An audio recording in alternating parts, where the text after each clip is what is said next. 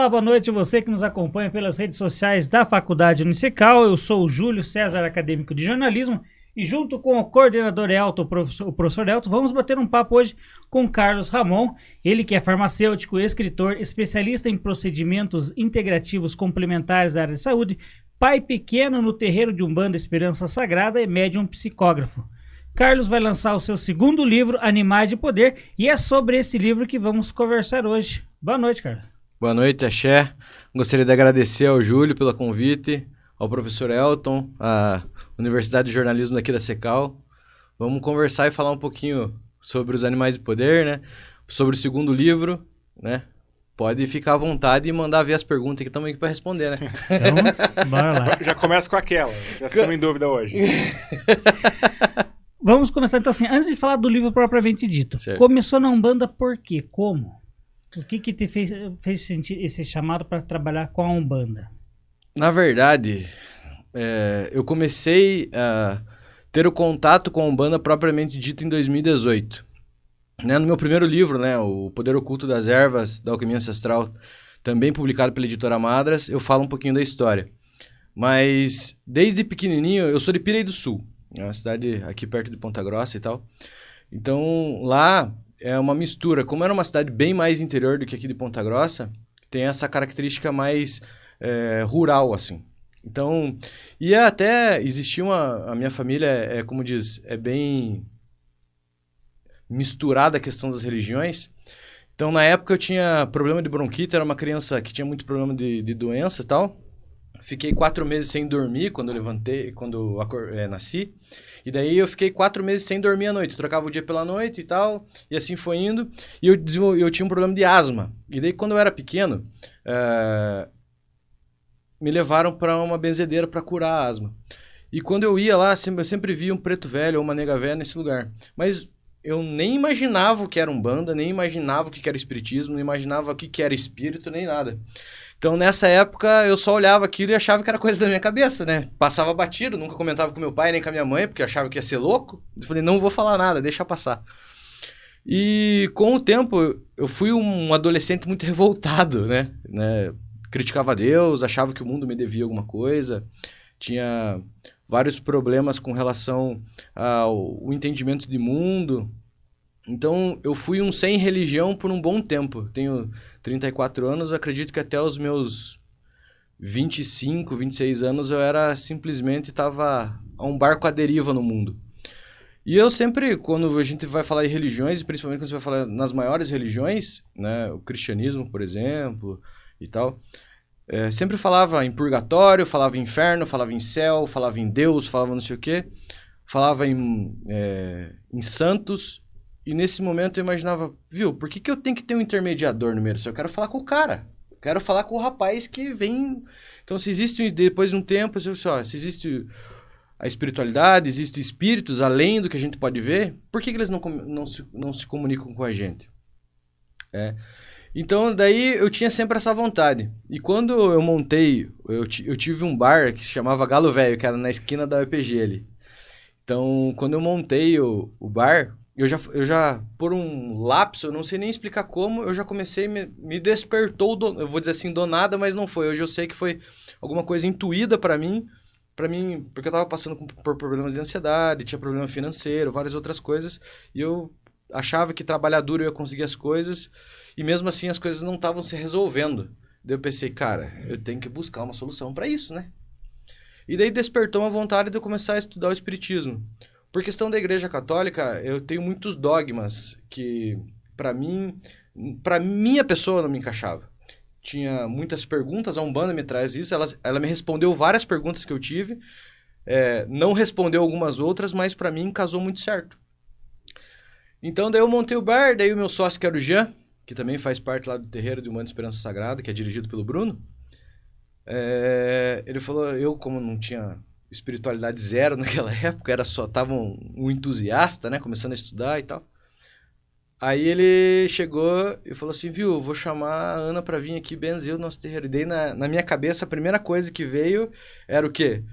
Ela com o galinho da arruda, a aguinha benta, jogando assim, vamos benzer, e como minha avó sempre fez, lá em casa sempre fizeram. Mas nessa hora apareceu o Bruno, que é o Bruno Grube, que é o sacerdote lá do terreiro, o pai de santo lá do terreiro, com uma roupa branca e um chapeuzinho Panamá na mão. A hora que eu olhei aquilo assim, tava eu, minha esposa, a Letícia, o Jean e a Ana, eu olhei assim pro lado assim e falei, agora ferrou, né, cara? O que vai acontecer nisso, né? E daí o meu primeiro contato foi com o seu Zé Pilintra das Almas.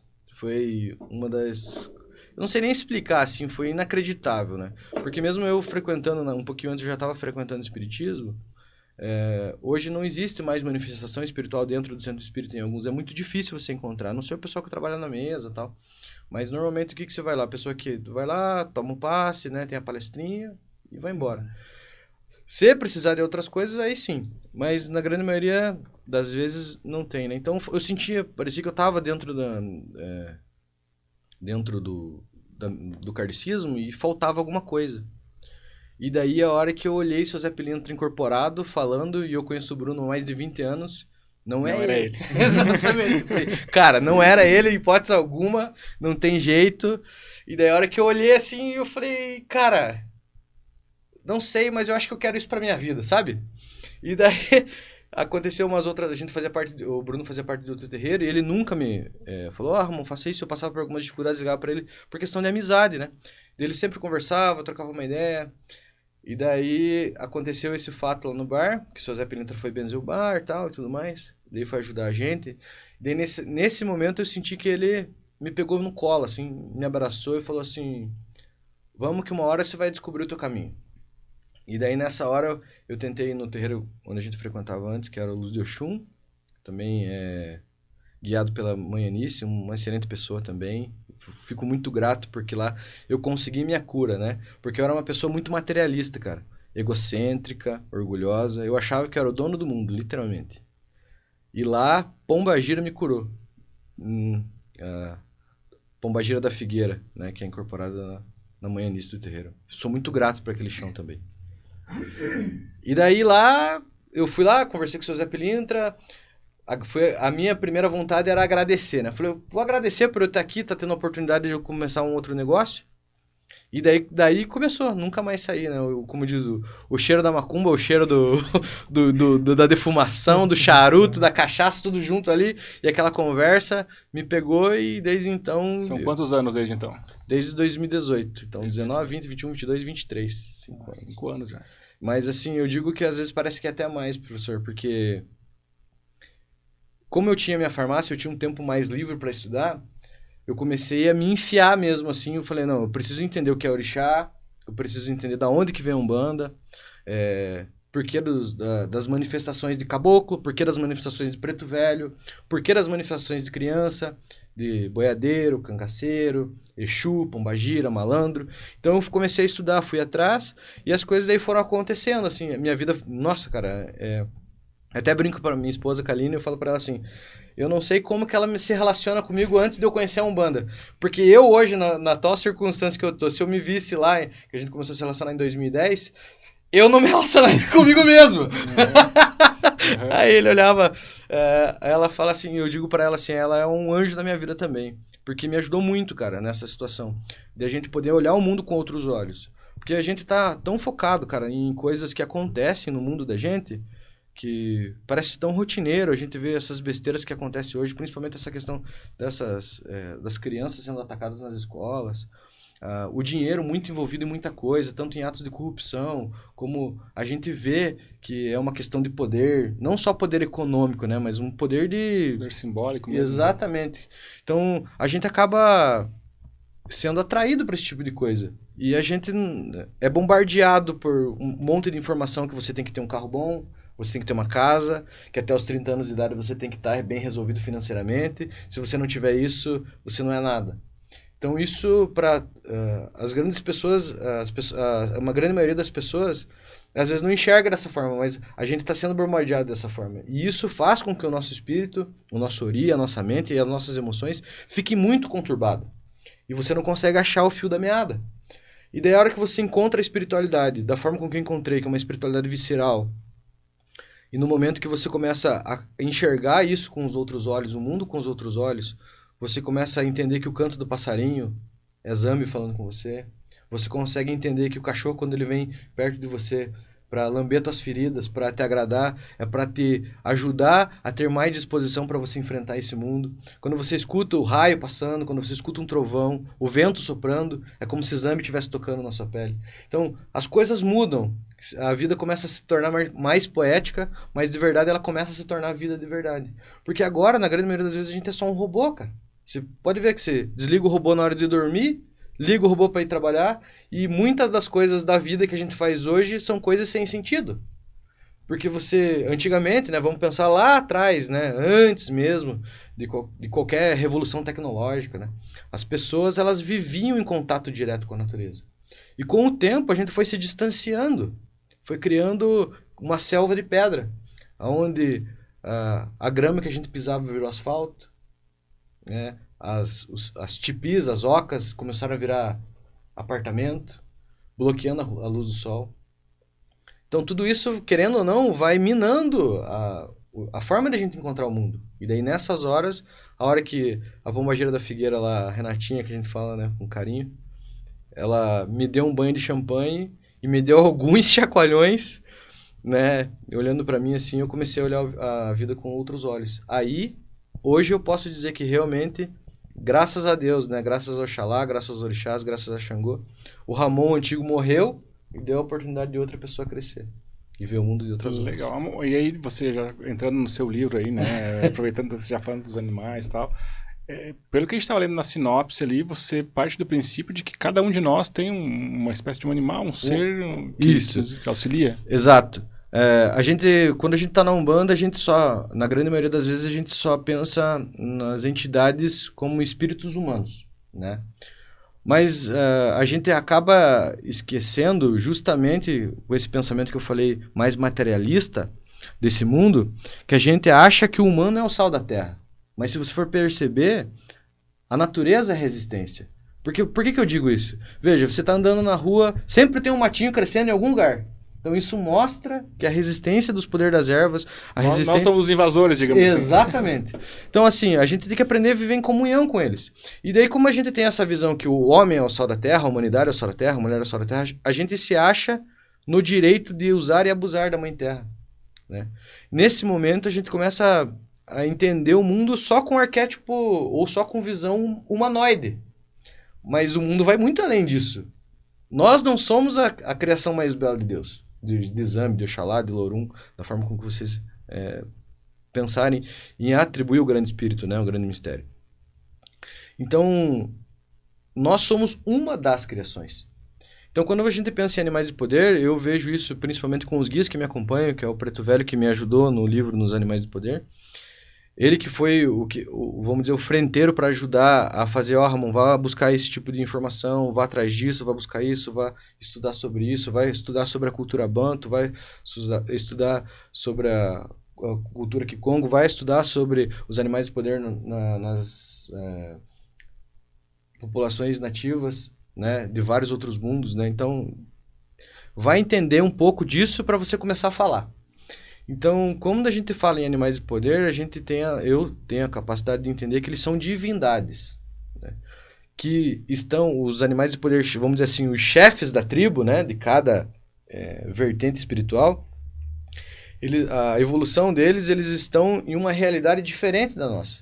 Mas não quer dizer que é uma realidade melhor e nem pior, é uma realidade diferente. Então, essas divindades, elas nos acompanham como Exu, como Pombagira, como Preto Velho, como Caboclo, como Herê, como Cangaceiro. Isso na visão espiritualista da Umbanda, né? E como eles começaram a me mostrar isso e tal, a gente é como se fosse um ser, né? O nosso espírito está sentado no meio da encruzilhada e existem esses animais que vêm para ajudar a gente a... Você já nasce com eles, então. Isso. Eles, na verdade, pensa assim, é como se fosse uma parceria. Ninguém é escravo de ninguém. É como agora a gente está tendo um relacionamento. A gente chegou aqui, a gente está se conhecendo, está se conversando. E é a mesma coisa com eles. A gente tem um relacionamento extra espiritual, eu digo assim, antes da gente encarnar e até mesmo quando a gente está encarnado. Tem um ditado que eu ouvi, eu nem lembro qual foi o espírito que me falou, né? A gente nasce para morrer e morre para viver. E não quer dizer, na verdade, que essa encarnação ou tudo que a gente passa, essa encarnação é só uma vírgula no meio de tudo. Então, a vida é muito mais ampla do que a gente imagina. E às vezes tem coisas que não tem explicação. Os livros, eles não são uma verdade absoluta, né? Ele é uma forma de você se conectar e de você tentar ver um pouquinho a mais. Mas eu não sou iniciador, não sou aquele que tá batendo ponto e dizendo, essa é uma verdade absoluta, é assim. Como é que eu vou provar? Eu não tenho como provar. Eu simplesmente sinto e vivo. Então, cada animal de poder que tem no livro, eles vieram e me contaram as histórias dele, espiritualmente, né? Os animais que estão na Terra, eles têm o seu propósito, né? Cada animal, a vaca, o cavalo, o cachorro, o bem-te-vi, o beija-flor, a abelha, o lobo, todas, a mosca, todas eles têm um objetivo findado na matéria. Espiritualmente, a gente extrapola isso, daí vai mais além. Então, normalmente, os animais de poder, eles estão ligados aos nossos instintos mais primitivos. E não primitivo na questão de algo arcaico, mas de primordial, de primeiro. Então, assim, esse é o âmago da palavra, né? Então, ele vai ajudar a gente a lidar com os nossos instintos, vai ajudar a gente a levantar o tapete, enfiar o dedão na ferida e, cara, você tem que melhorar nessa forma. No quê? Você é muito orgulhoso, então vamos ter que fazer desse jeito. Você é uma pessoa muito arrogante, você tem muita soberba, ou você é vitimista demais. Então, eles vão ajudar nessa parte, principalmente na nossa vitalidade, na nossa prosperidade, em questão dos nossos desejos internos, eles vão ajudar nessa questão. Vão fazer com que a gente escolha para qual lado da encruzilhada a gente vai.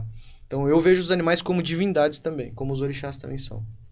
Para quem está chegando agora, desculpe, estamos aqui então hoje com o pai Ramon, que vai tá falando um pouco sobre o segundo livro dele, Animais de Poder. Ele que é pai pequeno do Tués, Terreiro de Umbanda Esperança Sagrada.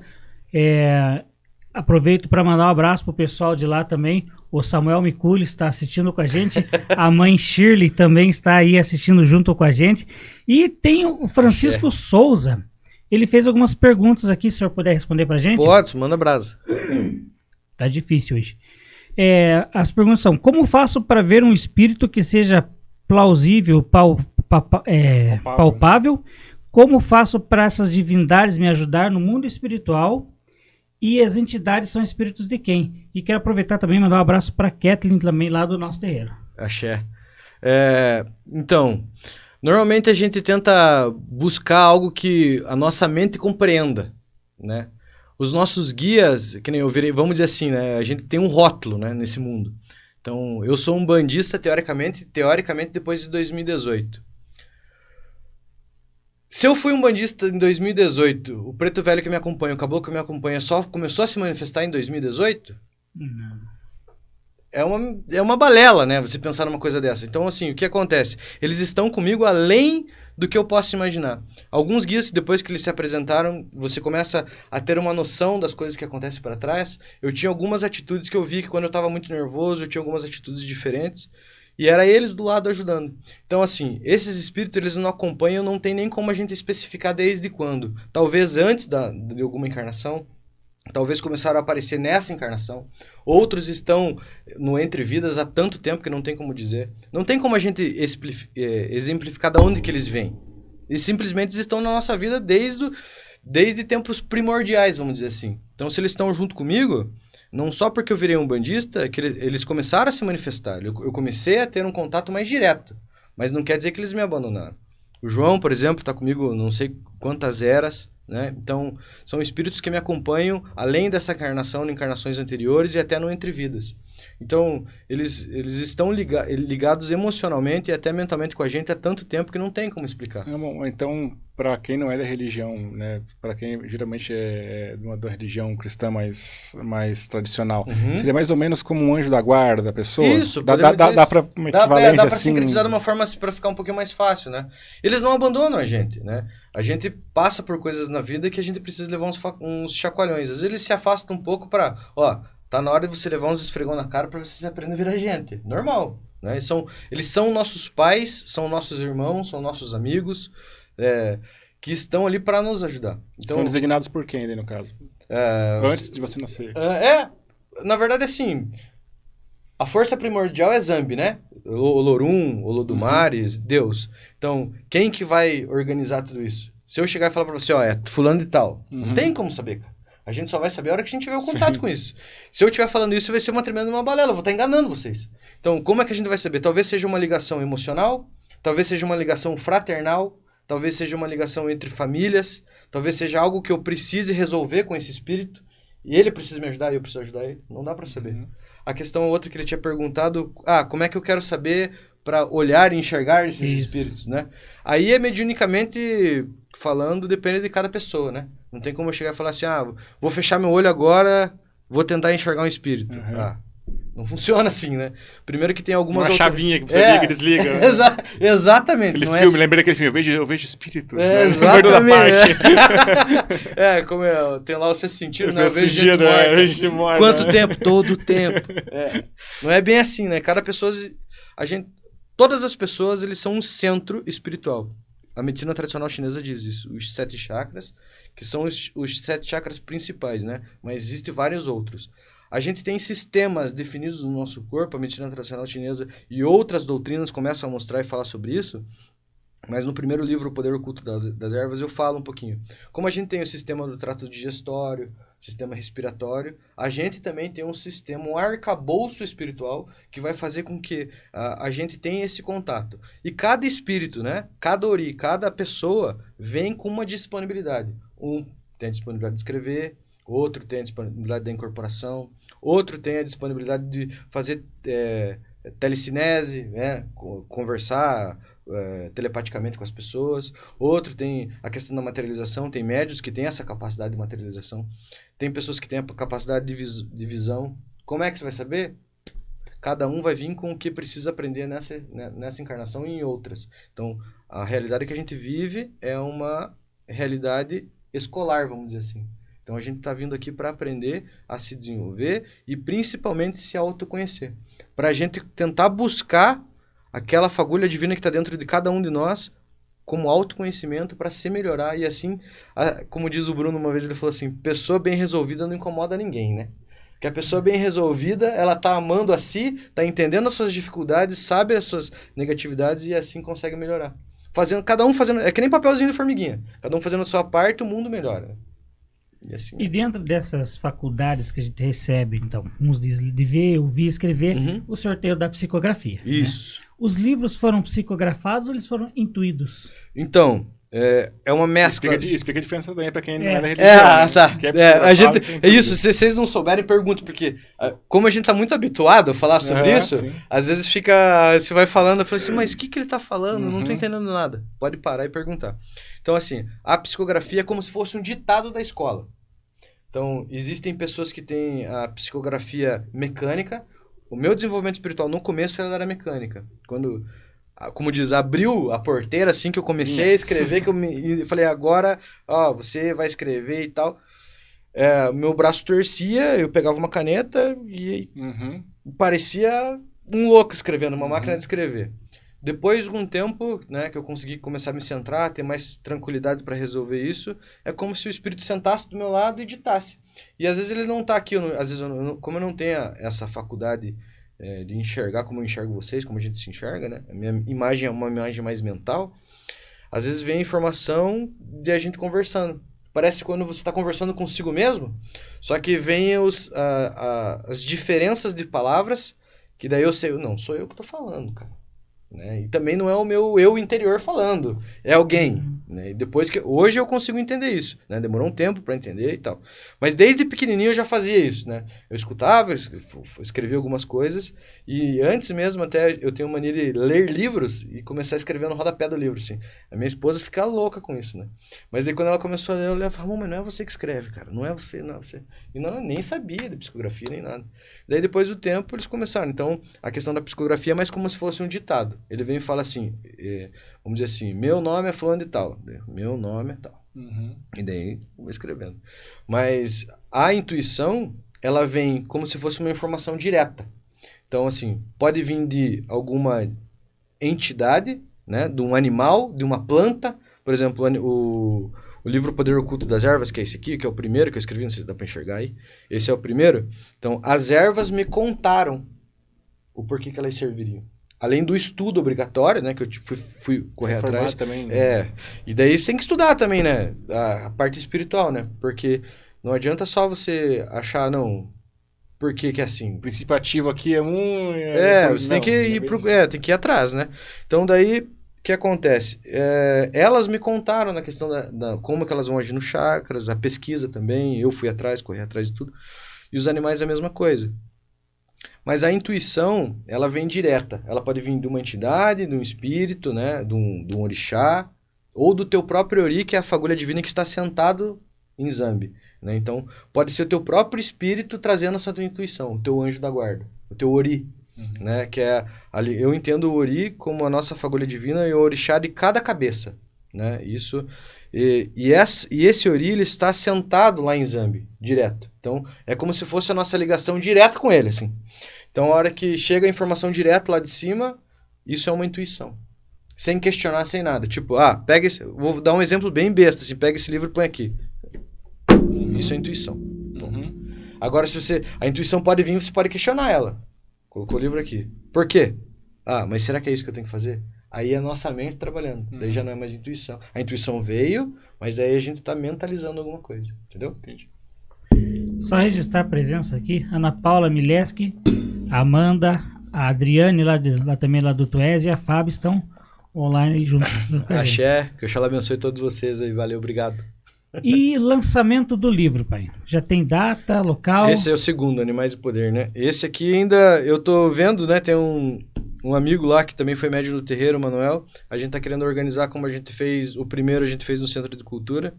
Convidei vários amigos que me ajudaram, eu digo amigos e sacerdotes de vários outros terreiros, né?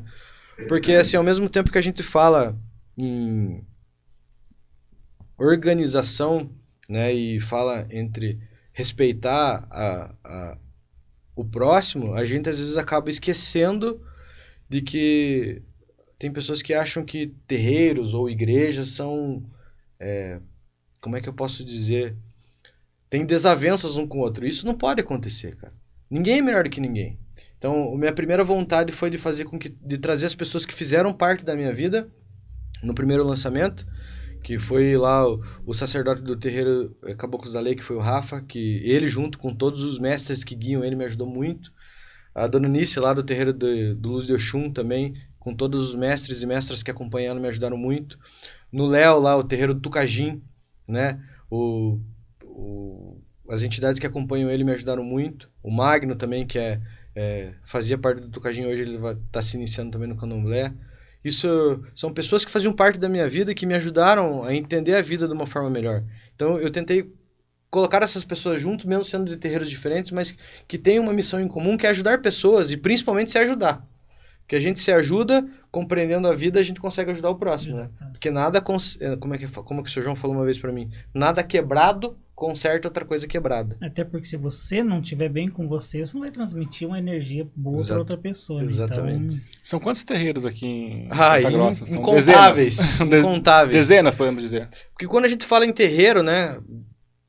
Como as religiões, né, de matriz africana foram muito questionadas lá atrás, e até hoje são, né, que é um estigma do racismo que vem lá de trás, a grande maioria dos terreiros, eles começaram em terreiros, não é à toa que é nome, né? Terreiro, roça, né?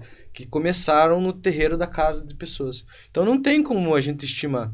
Tem pessoas que, como lá no terreiro de Humana Experiência Sagrada, a gente tem uma corrente mediúnica que trabalha, tem pessoas que trabalham dentro das suas casas, ela e a sua entidade, mais uma outra pessoa para ajudar e só.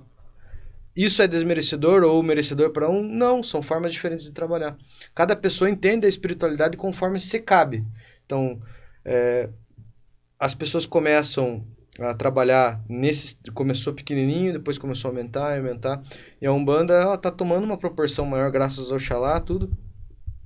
Mas ainda a gente tem esse martírio do racismo, né, contra as religiões afrodescendentes, né? Por que a gente não tem um racismo quando a pessoa fala que é budista? Tem uma lógica? Dificilmente vê um ataque a um templo budista, por exemplo. Por quê? Porque o budista normalmente não é preto, cara. Simples assim. Essa é simples, mas triste, né? Mas por quê? Porque a gente passou pelo martírio da escravidão.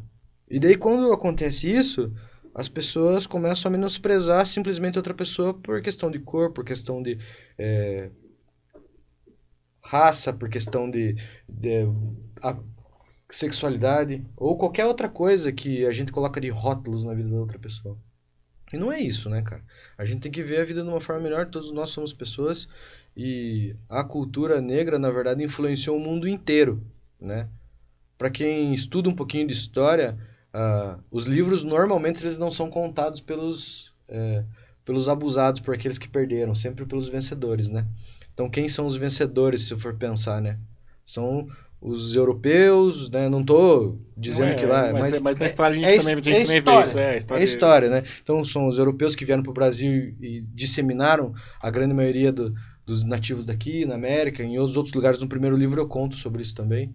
Então, quando você vai estudar isso, você vê que a medicina, ela tem a cultura grega, a cultura romana, ela tem influência ali do Egito, tem influência do centro africano, né? Existem alguns lugares que mostram que a matemática existe há mais de 15 mil anos atrás e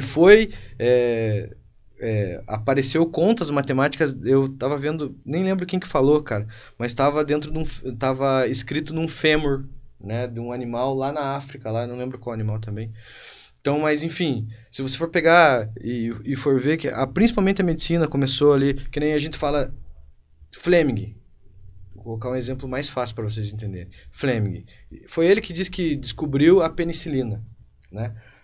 Mas foi descoberta a penicilina da forma que a gente entende hoje. Mas os maias cultivavam o fungo penicillium nas folhas de bananeira. Há quanto tempo atrás? Então, quem descobriu? Foi porque Fleming achou e ele era um branco que apareceu ali? Ou foi um maia lá, na época lá atrás? Os egípcios também cultivavam o fungo penicillium para tratar a mordida de crocodilo. Então, várias outras coisas, né? O alecrim, né? A defumação, a questão da utilização do mel como antisséptico. Tudo isso, cara. A grande maioria das coisas. Tem várias plantas que foram também de lá, da África. E daí, quando você começa a ter essa estruturação racista do mundo que criou, isso foi sendo deixado de lado. Então, eu, como papel, como um branco, né, falando, né, porque... Lugar de fala, né? Eu não tô querendo tomar o lugar de fala do povo preto, não quero tomar o lugar de fala dos orixás, longe de mim isso. Na verdade, eu tô aqui simplesmente como uma ferramenta. Então, ferramenta divina e estendendo a minha preocupação e minha vontade de ajudar esse povo para mostrar o quanto a cultura, a maioria das coisas que a gente tem hoje, muitas palavras que a gente tem vêm da cultura banto, então, que a gente tem hoje. Então, a gente tá aqui, eu tô aqui como, tipo assim, vamos dizer assim, ó, eu não tenho como explicar como foi o racismo, não tenho como falar sobre isso porque eu sou branco, né? Mas a gente tá aqui para dar a mão e fazer com que esse povo cresça cada vez mais e mostre para todo mundo da onde veio a cultura de verdade, né? Então, essa é o meu pensar, né? E você como sacerdote, pai de santo, né?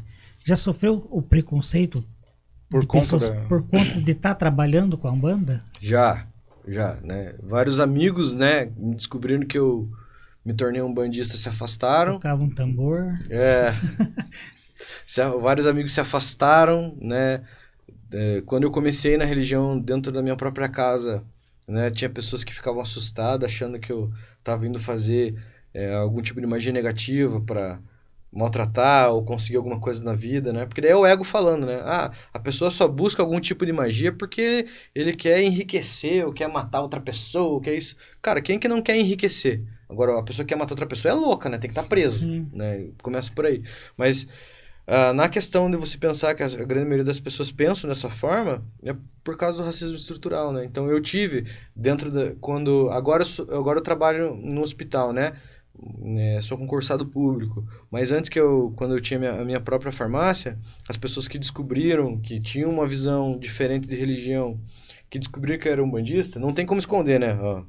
Então, guia, não tem como esconder. Então as pessoas olhavam assim, e eu também nem tenho essa priori de esconder que eu sou um bandista. Claro.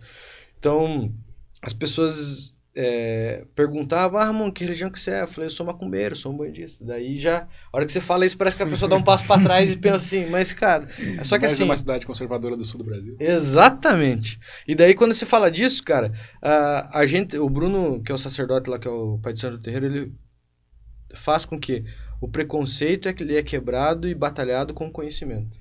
Então, assim, mesmo que a pessoa desse o passo para trás, eu também não ficava acuado. Né? A ideia é o quê? Mas qual que é a tua dúvida? Por que você acha isso? Por que você tem essa noção errônea de que achar... Pô, só porque eu sou... medo, né? Exatamente. Bom, e aí, né, no caso, voltando ao livro aí, né? É bom que é legal, assim, a gente vai pegando o livro, pega um pouquinho, né? A ideia é bate-papo, né? Conversar e olha só, no caso dos animais de poder, como eu sei qual é o meu animal que me guia e... Então, o meu eu descobri depois que eu terminei o livro. Legal. Foi surpresa.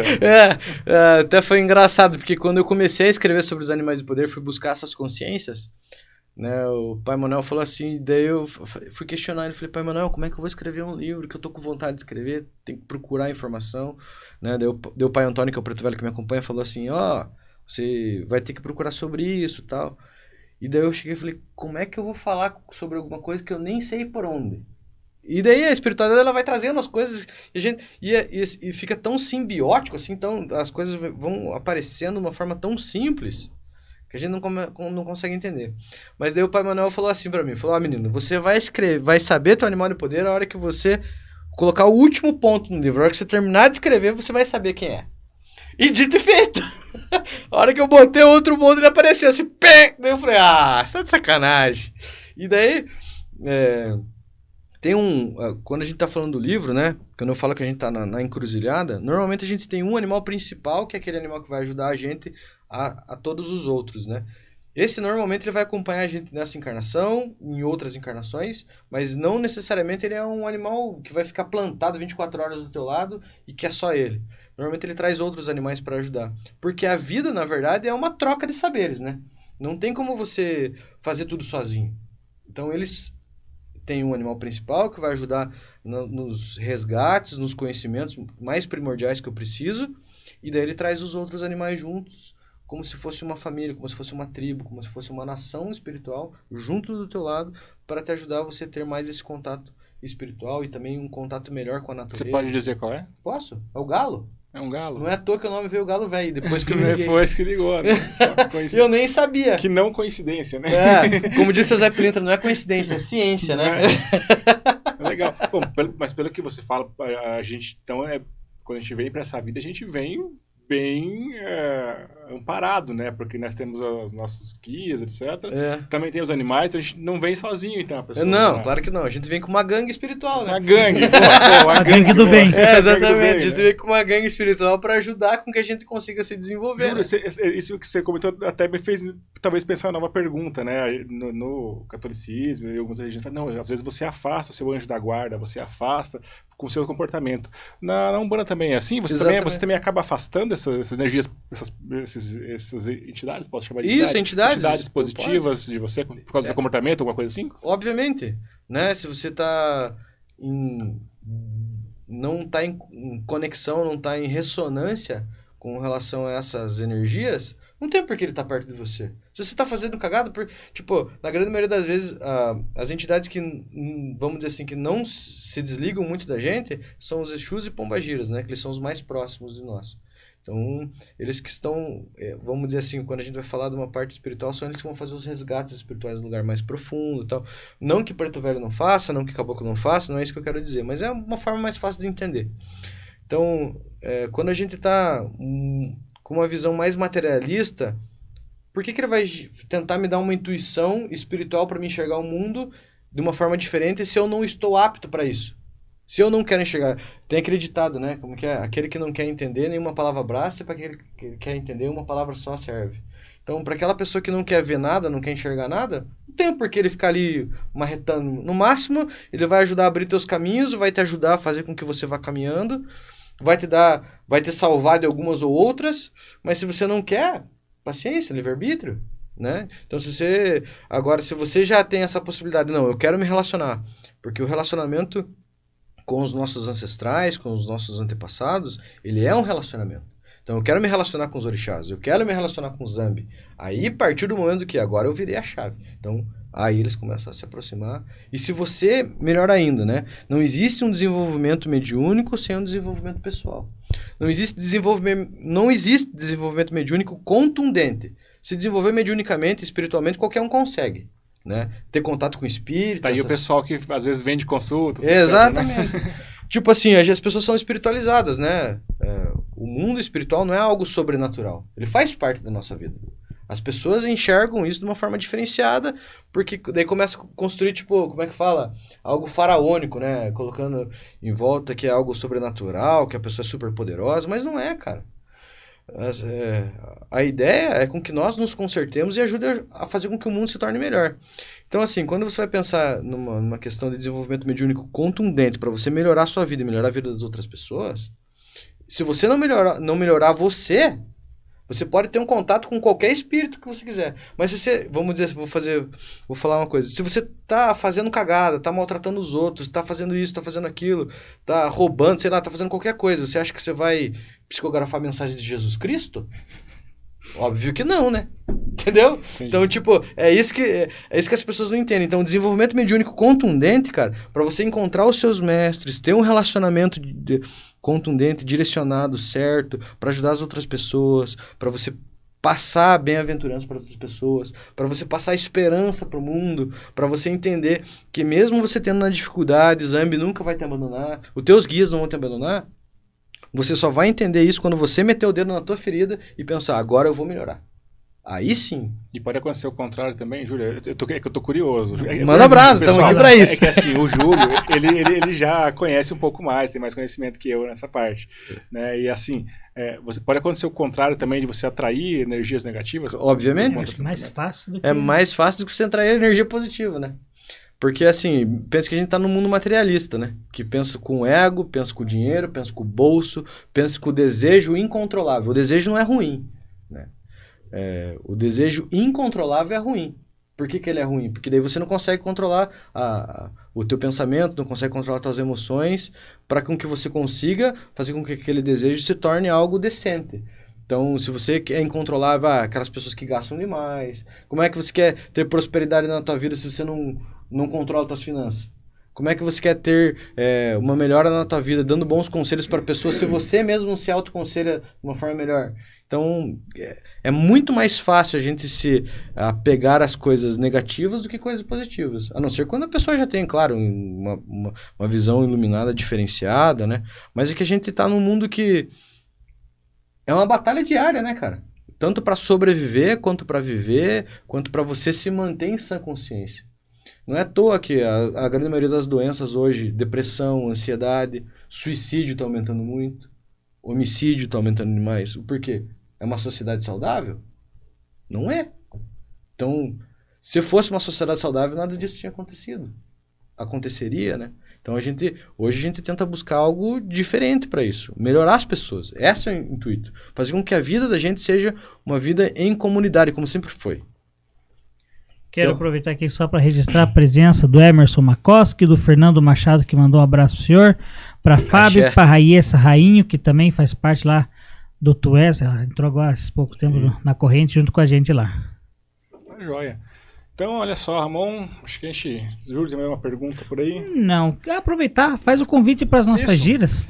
Posso. As giras de atendimento lá no Terreiro do Bando Esperança Sagrada acontecem nas sextas-feiras, a partir das 8 horas, e sábado, a partir das 3 horas da tarde, né? Não tem custo nenhum, a gente não cobra nada, é só você ir lá e buscar o axé, buscar o relacionamento que você precisa. O endereço? Rua Aleixo Garcia, 313. O bairro você me pegou, é ali perto da Oficinas.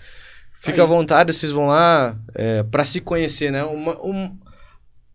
Para mim, a questão da espiritualidade, a melhor coisa que tem é lucidez. A gente vem buscar, quando a gente vai buscar, seja qualquer religião, né? Eu acho que, ou espiritualidade, qualquer coisa que você queira, é consciência. Consciência de mundo, consciência de como a gente vai... se relacionar com as pessoas, como a gente vai se relacionar com os animais, como a gente vai se relacionar com as plantas, como a gente vai se relacionar com a água, com o ar, com a cachoeira. Então, para que a gente consiga melhorar, né? As pessoas olham para mim assim, nossa, você parece um alienígena, né? Às vezes pensando desse jeito, mas, cara... Nesse mundo... Pior que um discurso tão em voga, né? O discurso ambiental combina perfeitamente, né? Que a gente tá falando, aquecimento global, tanta coisa, combina perfeitamente com o que você tá falando, das ervas, dos animais. E a ideia, na verdade, é, tipo assim, a gente começa quando começa a falar de sustentabilidade, né? Não tem... A sustentabilidade tá em a gente não agredir mais. Ponto, é o cara. equilíbrio, né? Exatamente. É isso. É o centro. Então, para você que quer conhecer o Tués, terreiro de Umbanda Esperança Sagrada, Aleixo Garcia 313, lá em Oficinas. Para você marcar, anota o telefone aí, você vai ter que mandar uma mensagem para 8405 3454, falar com a Gislene para marcar o seu horário lá. Sextas, a partir das 20, sábado, a partir das 15, você vai encontrar um povo de branco muito doido, cheio de amor e axé para entregar para vocês lá. Exatamente. Bastante tambor, bastante erva defumando. Converse com o Preto Velho, converse com o Exu, com o Pombagira, que eu vou dizer para vocês que vocês não vão se arrepender. É isso aí. E aproveitando que a gente já tá aqui também, né? Lógico, aproveitando que sexta-feira amanhã tem podcast também. Amanhã é o Gabriel Cabral e a Mari Nogaretti. E olha só, como que a gente aqui é plural. Amanhã a gente tem aqui o José Ferreira Coelho, que vai falar um pouco sobre a religião pentecostal no Brasil. Então a gente tem, dentro dessa série de religiões aí, que foi ideia do Gabriel e da Mari, inicialmente, e eles acabaram estendendo, e a gente tá tocando junto aqui também hoje, né, Júlio? Então, perfeito, muito obrigado. É um prazer imenso estar aqui. Agradeço. Energia muito boa estar contigo, viu? Eu agradeço demais esse convite. Isso faz com que a gente tenha mais voz, né? Consiga não angariar pessoas. Não é esse o intuito. Eu acho que a gente não está aqui para converter ninguém, né? A gente está aqui simplesmente para tentar buscar a consciência que cada pessoa encontre seu caminho. Esse é o intuito dos animais de poder, esse é o intuito das plantas, esse é o intuito das entidades. A gente está no meio da encruzilhada para a gente saber para onde a gente vai caminhar. Cada um encontre seu caminho. Encontre o seu ser de verdade. Perfeito. Vou colocar os 2 livros aqui, ó. Olha lá. Ai, peraí, não, calma, para tudo. Onde quem quiser comprar, compra onde? Então, para comprar, ele se vai encontrar no site da editora Madras, né? www.madras.com.br. Todos os livros são editados, são publicados por eles. São pessoas fantásticas e eu sou muito feliz de estar lá. Madras.com.br. Exatamente. É isso Só ir lá.